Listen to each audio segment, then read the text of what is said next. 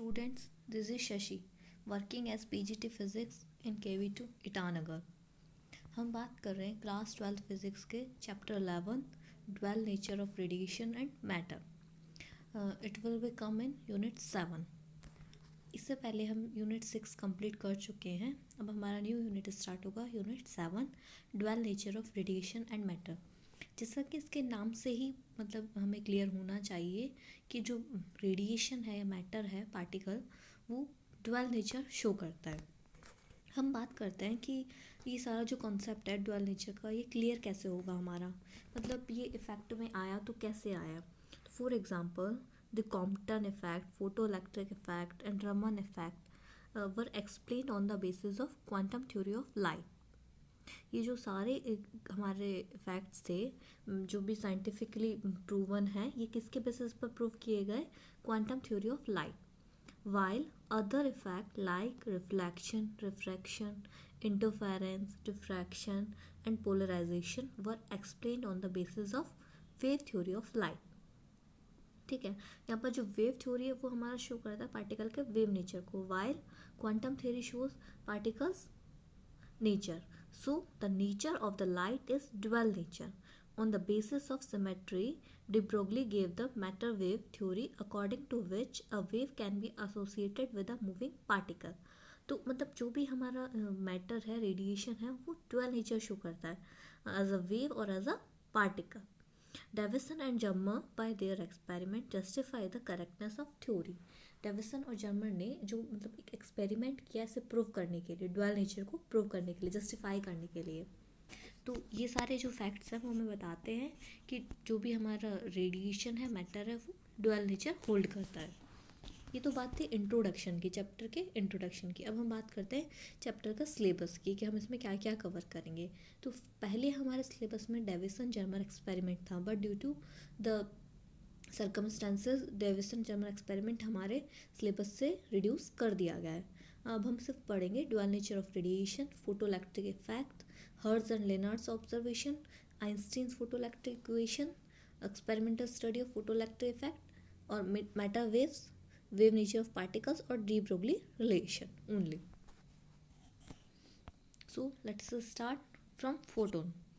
सबसे पहले हमें फोटोन के बारे में मतलब मालूम होना जरूरी है कि फोटोन होता क्या है। बेसिकली अ पैकेट और bundle of energy is called a photon. मतलब फोटोन हमें जैसे नाम से ऐसा लगता है कि शायद कोई पार्टिकल होगा, इलेक्ट्रॉन, बट वो पार्टिकल नहीं है। वो क्या है? एक पैकेट है और एक बंडल है किसका? एनर्जी का। Energy of a photon is E is equals to h nu. ये आइंस्टीन इक्वेशन है एनर्जी के लिए, ये आपने पहले भी पढ़ी होगी। यहाँ पर न्यू को हम अगर रिप्लेस करते हैं लाइट वेलोसिटी और वेवलेंथ की टर्म्स में तो हो जाएगा H C by lambda. Here H is the Planck constant, nu is the frequency of the radiation of photon and C is the speed of light और electromagnetic wave and lambda is the wavelength. अब properties of photon की, जो photon है इसकी क्या क्या properties होंगी? First, a photon travels at a speed of light C in vacuum, that will be 3 into 10 to the power -8 metre per second. It has zero rest mass such that the photon cannot exist at rest. यहाँ पर कभी भी जो photon होगा वो rest में exist नहीं करेगा। फोटोन कभी भी अगर एग्जिस्ट कर रहा है तो वो कुछ ना कुछ वेलोसिटी होल्ड जरूर करेगा। The kinetic mass of a photon is m is equals to E by c square और h बाई सी लैम्डा, क्योंकि हम जानते हैं आइंस्टीन इक्वेशन के according E should be also equal to MC square. Both equation को जब हम equate करेंगे तो हमें रिलेशन मिलेगा mass is equals to E by c square. When we put the value of E is hc by lambda, we will get that h by c lambda is equals to m। The momentum of a photon is P is equals to, momentum का जो formula होता है हमारा, momentum होता क्या है? Basically product of mass and velocity. ठीक है, यहाँ पर हम मास की वैल्यू अबव इक्वेशन से पुट कर सकते हैं और v जो वेलोसिटी वो हमारा है लाइट वेलोसिटी। तो जैसे हम यहाँ पर वैल्यूज पुट करेंगे तो हमें जो मोमेंटम है वो मिलेगा h by lambda. Photons travels in a straight line. Photons जो होते हैं वो हमेशा एक स्ट्रेट लाइन में ट्रैवल करेंगे, वो मतलब एक कोई जिगजैग पाथ में ट्रैवल नहीं करेंगे, कोई रैंडम पाथ में वो ट्रैवल नहीं करेंगे, वो always they always follow a straight line. Energy of a photon depends upon frequency of the photon, so the energy of the photon does not change when photon travels from one medium to another. जो energy है photon की वो depend किस पर करती है, frequency पर. इसीलिए जब हमारा फोटोन जो है वो मीडियम चेंज करता है ट्रैवलिंग के मतलब प्रोसेस में, तो उस पर कोई इफेक्ट नहीं पड़ता है, उसकी जो एनर्जी है वो चेंज नहीं होती है. 7.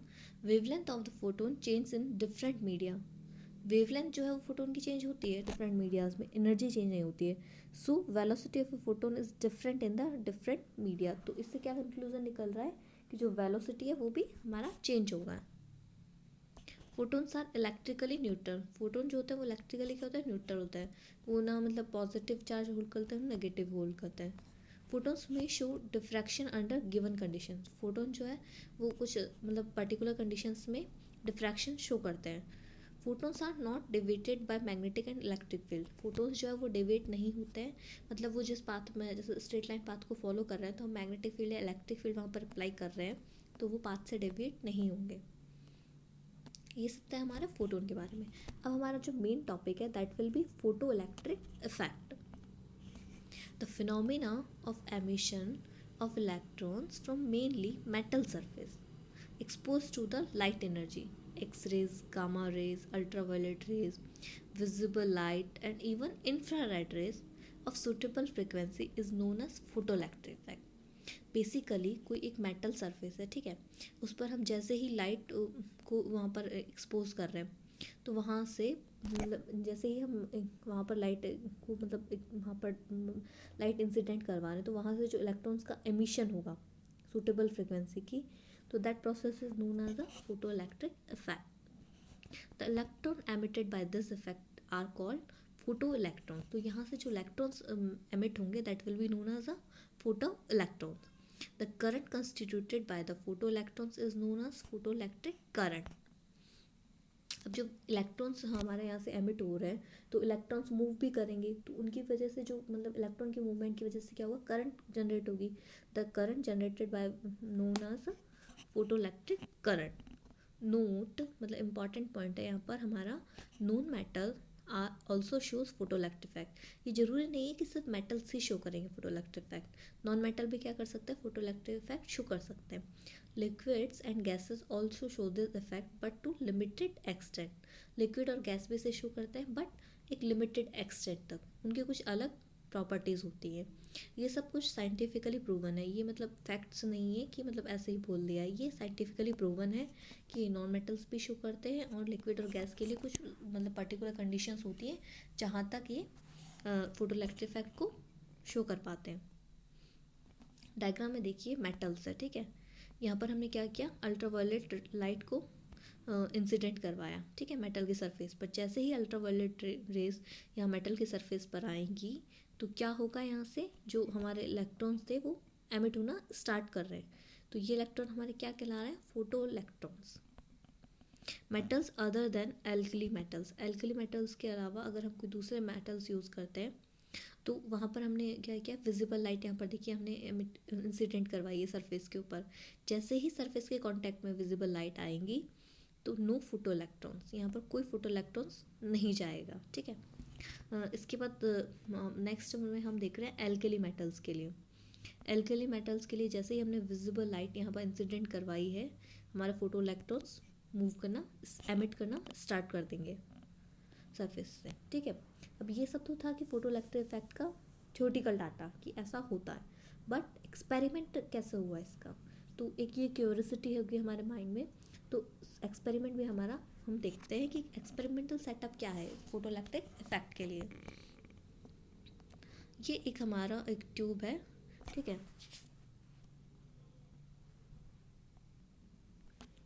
There is a vacuum tube made of quartz in which there are photosensitive cathode and anode. यहाँ पर C जो है वो हमारा कैथोड को शो कर रहा है और ये जो ब्लू लाइन में आपको एक ट्यूब दिखाई दे रही है that will B vacuum tube made of quartz. Quartz हमारा एक ग्लास की तरह ही एक होता है बट ये क्वार्ट्स होता है, ठीक है, और ये सी हमारा कैथोड है और ए हमारा एनोड है। इसको हमने कनेक्ट किया है ए पोटेंशियल डिवाइडर अरेंजमेंट से, ठीक है। A potential divider arrangement is connected between anode and cathode. Anode और कैथोड दोनों के बीच में हमने यहाँ पर उसे कनेक्ट किया है। And between two apply desired potential difference. ये क्यों कनेक्ट किया है? क्योंकि हमें यहाँ पर डिजायर्ड पोटेंशियल डिफरेंस अप्लाई कर सके। A voltmeter and micrometer also connected in circuit. A reversible K is also connected by which positive and negative potential can be applied on anode and cathode। यहाँ पर mainly जो हमारे मतलब operators है वो क्या क्या है?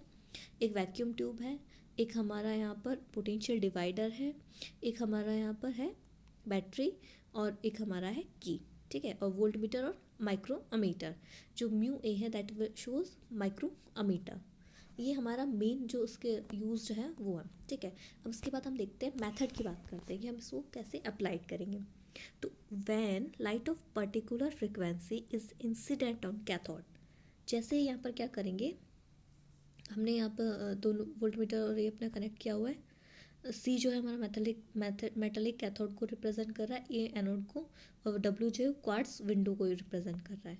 अब हम क्या करेंगे यहाँ पर, सबसे पहले अल्ट्रा वायलेट रेज को, जैसे when light of particular frequency is incident on cathode, जैसे ही यहाँ पर हमारी एक पर्टिकुलर फ्रिक्वेंसी की लाइट जो है वो कैथोड पर इंसिडेंट करवाई जाएगी, photo electrons are emitted from cathode, emitted electrons are accelerated towards anode.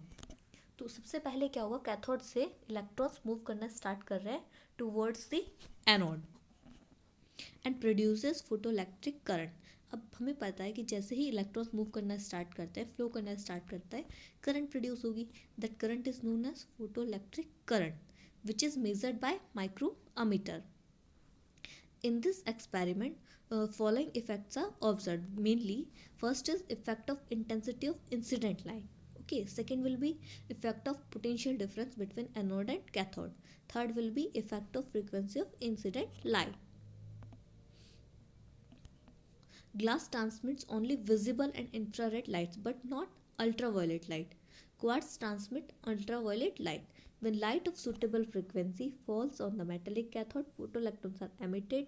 These photoelectrons are attracted towards the positive anode and hence photoelectric current is constituted. अब सबसे पहले ये सब हम बात कर चुके हैं मेथड क्या था। अब उसके बाद हम बात करते हैं कि जो इसमें 3 इफेक्ट्स मिलेंगे हमें देखने को, तो वो कैसे मतलब देखने को मिलेंगे, उनका क्या इफेक्ट होगा। तो फर्स्ट है हमारा effect of intensity of incident light on photoelectric current, कि करंट पर यहाँ पर हमारा क्या इफेक्ट पड़ेगा मेनली, ठीक है।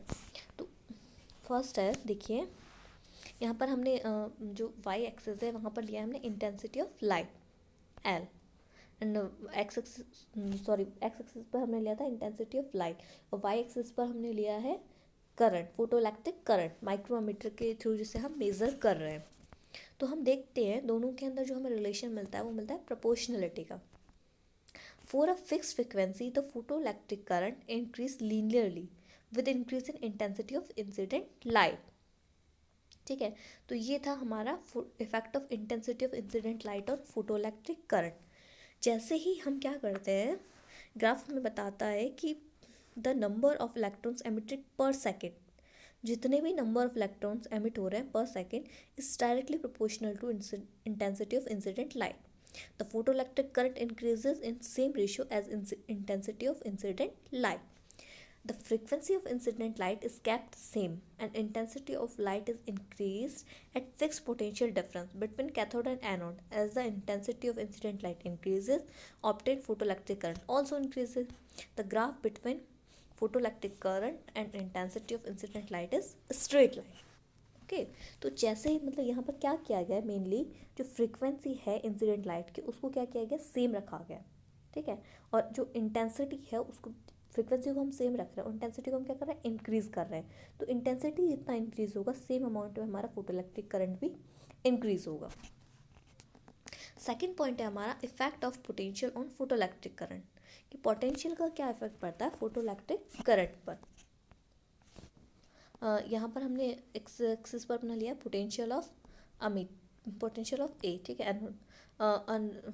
पोटेंशियल को किससे रिप्रेजेंट करता है, वी से, कैपिटल वी इसका सिंबल होता है। वाई एक्सेस पर हमने अगेन लिया है माइक्रोमीटर और रीडिंग ऑफ करंट। अब यहाँ पर हमें जो ग्राफ्स देखने को मिल रहे हैं वो कुछ डिफरेंट मिल रहे हैं, ठीक है। L1 जो है हमारा इंटेंसिटी, मतलब इंटेंसिटी चेंज करने पर हमारा अभी ग्राफ चेंज हो रहा है, जबकि जब हम फर्स्ट बात कर रहे थे इंटेंसिटी ऑफ इंसिडेंट लाइट के लिए तो वहाँ पर हमें सेम मिल रहा था ना, बट यहाँ पर हम जैसे ही देख रहे हैं तो हमें ग्राफ में दिखाई दे रहा है L1 L2 डिफरेंट मिल रहे हैं, where L2 is greater than L1 saturation current, ठीक है। ये हमारा L2 L1 किसको शो कर रहे हैं, करंट्स को शो कर रहे हैं, ये सैचुरेशन करंट है। For a fixed frequency and intensity of incident light, the photoelectric current increases with increase in positive potential applied to the anode, ठीक है। तो जैसे ही हम यहाँ पर पोटेंशियल जो है उसे इंक्रीज कर रहे हैं तो क्या हो रहा है, फोटोइलेक्ट्रिक करंट भी इंक्रीज हो रही है। When all the photoelectrons reach the plate A, current becomes maximum and is known as saturation current। जैसा हमने मतलब जो हमारा एक्सपेरिमेंट है वहाँ पर हम देख रहे थे कि जैसे हमने लाइट इंसिडेंट की कैथोड पर, तो कैथोड से इलेक्ट्रॉन्स मूव करना स्टार्ट कर रहे हैं एनोड के तरफ, ठीक है, एनोड के towards.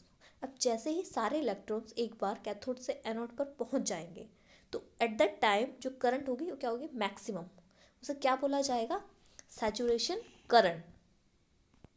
That current is known as a saturation current, ठीक है। तो ये हमारा कहलाता है saturation current. When the potential is decreased, अब इसके बाद क्या होगा, पोटेंशियल डिक्रीज होगा, सारे जो इलेक्ट्रॉन्स है वो हमारे कैथोड से एनोड पहुंच चुके हैं, इसके बाद पोटेंशियल डिक्रीज होगा, the current decreases but does not become zero at zero potential. अब क्या होगा, करंट पोटेंशियल डिक्रीज हो रहा है तो करंट अगेन क्या होगी, decrease, but does not become zero, लेकिन करंट कभी जीरो नहीं होती है at zero potential. Zero potential पर भी हमारी करंट क्या होगी, जीरो नहीं होगी। आप ग्राफ में देख रहे हैं जो वी एस है वहाँ पर हमारा करंट क्या हो रहा है, जीरो नहीं हो रहा। This shows that even in the absence of accelerating potential a few photo electrons manage to reach the plate on their own due to their kinetic energy. अब यहाँ तक भी देखा गया एक्सपेरिमेंट में कि अगर हम यहाँ पर मतलब जो पोटेंशियल है उसको एब्सेंस कर देते, मतलब पोटेंशियल हम ज़ीरो कर रहे हैं, वी एस जो है हम ज़ीरो कर रहे हैं, तब भी क्या है, कुछ फोटो इलेक्ट्रॉन्स ऐसे हैं जो सिर्फ अपनी काइनेटिक एनर्जी की वजह से वो प्लेट पर मतलब प्लेट पर जो मूवमेंट है उसे बनाए रखते हैं। When negative potential is applied to the plate A with respect to C, जब हम नेगेटिव पोटेंशियल अप्लाई कर रहे हैं एनोड पर with respect to cathode, photoelectric currents becomes zero at a particular value of negative potential। तो उस time पर क्या होगा, जब हम मतलब क्या कर रहे हैं, अभी देखो सारे इलेक्ट्रॉन्स किस पर पहुंच चुके हैं, कैथोड से एनोड पर, तो हम क्या कर रहे हैं, पोटेंशियल को नेगेटिव कर रहे हैं, मतलब डिक्रीज कर रहे हैं। In that case photoelectric current become zero at a particular value of negative potential. तो इस केस के अंदर हमारा फोटोइलेक्ट्रिक करंट जो है वो जीरो हो जाती है एक पर्टिकुलर वैल्यू के लिए। वो पर्टिकुलर वैल्यू क्या कहलाएगा, स्टॉपिंग पोटेंशियल और कट ऑफ पोटेंशियल। जो वी एस है वो हमारा है स्टॉपिंग पोटेंशियल और कट ऑफ पोटेंशियल। इसके लिए हमारा फोटोइलेक्ट्रिक करंट क्या होगा, zero. Intensity of incident light does not affect the stopping potential. जो इंटेंसिटी है इंसिडेंट लाइट की वो इसको अफेक्ट नहीं करती है, स्टॉपिंग पोटेंशियल को वो अफेक्ट नहीं करती है। And third effect will be effect of frequency of incident light on photoelectric current. For a fixed intensity of incident light, the photoelectric current does not depend on the frequency of incident light because the photoelectric current simply depends on the number of photoelectrons emitted and in turn on the number of photons incident and not on the energy of photons। Third मतलब main जो हमारा effect है, क्या बोल रहा है कि जो इंसिडेंट लाइट है वो फोटोइलेक्ट्रिक करंट पर कैसे अफेक्ट करेगी, ठीक है। तो एक फिक्स इंटेंसिटी के लिए the photoelectric current does not depend on the frequency of the incident light because the photoelectric current simply depends on the number of photoelectrons emit. तो जितने मतलब करंट किस पर डिपेंड करिए कि कितने नंबर्स में फोटोइलेक्ट्रॉन्स एमिट हो रहे हैं and in turn on the numbers of photons incident and not on the energy of photons. तो नंबर किस पर, नंबर पर डिपेंड कर रही है, एनर्जी पर नहीं डिपेंड कर रही है वो फोटोन्स की, ठीक है। इसके बाद फोर्थ इफेक्ट है हमारा effect of frequency of incident light on stopping potential. कि स्टॉपिंग पोटेंशियल पर इसका क्या इफेक्ट पड़ेगा फ्रीक्वेंसी ऑफ इंसिडेंट लाइट का। तो सेम हम पोटेंशियल ले रहे हैं एक्स एक्सिस के लिए अगेन, और वाई एक्सिस पर हम ले रहे हैं हम करंट, फोटोइलेक्ट्रिक करंट, ठीक है। तो अब हम यहाँ पर क्या कर रहे हैं, देखो, for a fix intensity of incident light the photoelectric current increases. हमने इंटेंसिटी को हमने क्या रखा है, फिक्स रखा है, और हम क्या कर रहे हैं, फोटोइलेक्ट्रिक करंट को इंक्रीज कर रहे हैं, ठीक है। देखिए हम करंट को इंक्रीज करते जा रहे हैं, तो क्या देखते हैं कि इस करंट जो है हमारी वो saturated with increase in positive potential applied to the anode. आप जो नेगेटिव ग्राफ है उसे नहीं देखेंगे, आप सिर्फ पॉजिटिव वाला जो ग्राफ है उसे देखिए। हमने जब ज़ीरो से इंक्रीज करना स्टार्ट किया है करंट्स को, तो क्या हो रहा है, आफ्टर सम टाइम दोनों जाके सेम हो रही है, ठीक है, एक ही वैल्यू अचीव हो रही है। हम कितना ही करंट में चेंज कर रहे हैं बट जो हमारा पोटेंशियल है वो सेम है। In increase in positive potential applied to the anode, तो हम कितना ही पॉजिटिव पोटेंशियल अप्लाइड कर रहे हैं एनोड को, बट वो करंट जो है वो सेम रह रही है। That current is known as a saturation current. However, the saturation current is same for different frequencies of the incident lights. When potential is decreased, अब ये तो हमने बात की पॉजिटिव पोटेंशियल की, अगर हम बात करते हैं नेगेटिव पोटेंशियल के लिए, तो when potential is decreased and taken below zero, जब हम पोटेंशियल को डिक्रीज करते हैं, जीरो से नीचे लेकर आते हैं, कम करते हैं, तो photoelectric current decrease to zero. हमारी फोटोइलेक्ट्रिक करंट भी क्या होती है, decreases to zero, but at different stopping potentials for different frequencies. But ये दोनों क्या होती है, डिफरेंट डिफरेंट केसेस की बात है। यहाँ पर देखो हमारा पोटेंशियल और दोनों के लिए डिफरेंट डिफरेंट होगा, करंट भी दोनों के लिए डिफरेंट डिफरेंट होगा, V2 V1, VS2 VS1। यहाँ पर स्टॉपिंग पोटेंशियल भी दोनों के लिए क्या है, डिफरेंट है। V2 पोटेंशियल के लिए स्टॉपिंग पोटेंशियल है VS2, जबकि V1 पोटेंशियल के लिए है VS1। Higher the frequency higher the stopping potential, जिसकी फ्रिक्वेंसी ज़्यादा होगी उसका स्टॉपिंग पोटेंशियल भी क्या होगा, ज़्यादा होगा। उसे रोकने के लिए हमें ज़्यादा पोटेंशियल अप्लाइड करना पड़ेगा, तो VS is proportional to V। 5 next term है हमारी थ्रेशोल्ड फ्रिक्वेंसी।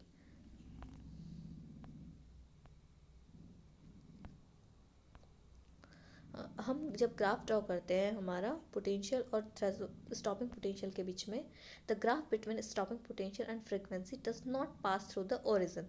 तो ये किसके ओरिजिन से पास नहीं होता। It shows that there are minimum value of frequency called threshold frequency below which photoelectric emission is not possible.